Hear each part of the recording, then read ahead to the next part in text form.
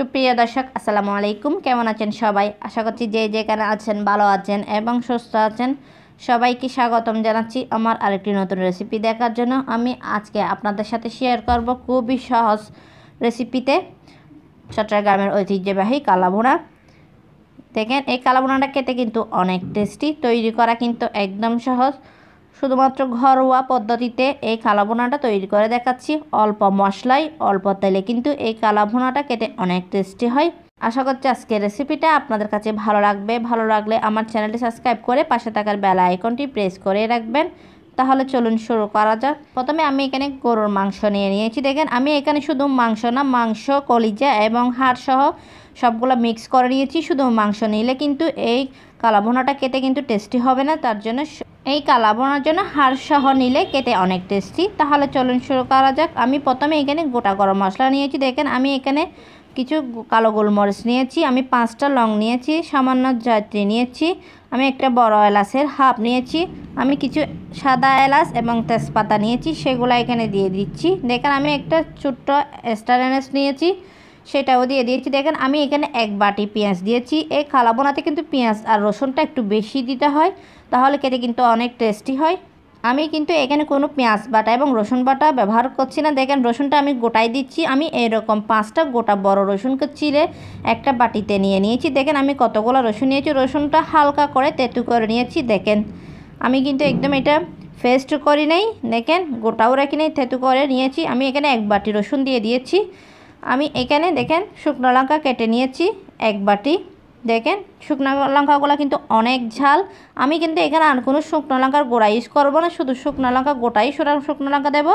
দেখেন, আমি এখানে স্বাদ অনুযায়ী লবণ দিয়ে দিয়েছি। আমি এখানে 1 টেবিল চামচের বেশি আদার পেস্ট দিয়ে দিয়েছি, 1 টেবিল চামচ হলুদের গুঁড়া দিয়ে দিয়েছি, 1 টেবিল চামচ ধনিয়ার গুঁড়া দিয়ে দিচ্ছি, 1 টেবিল চামচ জিরার গুঁড়াও দিয়ে দিয়েছি। দেখেন, 1 টেবিল চামচ গরম মশলার গুঁড়া দিয়ে দিচ্ছি। আমি এখানে সরিষার তেল দিয়েছি প্রায় 1/3 কাপের মতো। দেখেন, এখন সবগুলো একসঙ্গে ভালো করে মিক্স করে দিচ্ছি।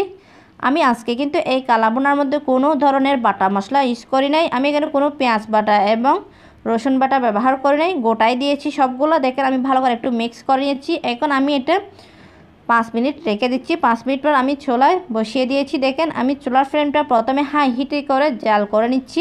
দেখেন, আমি প্রথমে হাই হিট 10 মিনিট জাল করে নিয়েছি। এখন ঢাকনা উঠিয়ে নেড়ে ছেড়ে দিচ্ছি 10 মিনিট পর।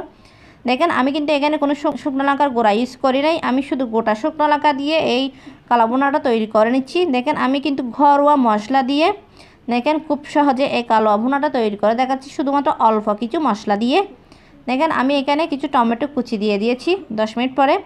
দেখেন, আমি আবারও ডেকে 25 মিনিট রান্না করে নিচ্ছি। আমি কিন্তু অফ ক্যামেরায় মাঝে মধ্যে ঢাকনা উঠিয়ে নেড়ে ছেড়ে দিচ্ছি। আশা করছি আজকের রেসিপিটা আপনাদের কাছে ভালো লাগবে। ভালো লাগলে লাইক, কমেন্ট এবং বেশি বেশি করে শেয়ার করবেন। দেখেন, আমি কিন্তু এইখানে মাংসের মধ্যে কোনো পানি ব্যবহার করে না। দেখেন, মাংস থেকে যে পানি উঠে এসেছে সেই পানি দিয়ে আমি এই মাংসটা রান্না করে নিয়েছি। দেখেন, 25 মিনিট পর আমি আবারও নেড়ে ছেড়ে দিচ্ছি।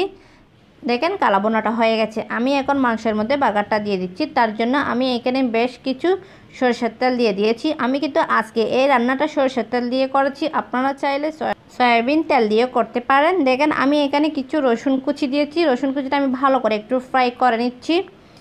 দেখেন, রসুন কুচিটা আমি ফ্রাই করে নিচ্ছি। আমি অল্প করে পেঁয়াজ কুচি দিয়ে দিচ্ছি।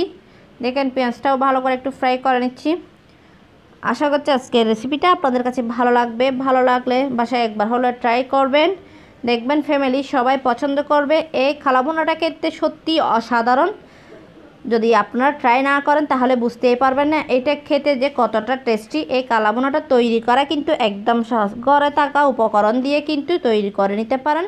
দেখেন, মাংসটা দিয়ে দিয়েছি। আমি দেওয়ার পরে আমি চুলার ফ্লেমটা লো মিডিয়ামে রেখে নেড়ে ছেড়ে এটা কিছুক্ষণ রান্না করে নিচ্ছি। দেখেন, আমি এখানে 1 টিস্পুন গরম মশলার গুঁড়া দিয়ে দিচ্ছি। দেখেন, দেওয়ার পরে গরম মশলার গুঁড়াতে মিক্স করে নিচ্ছি।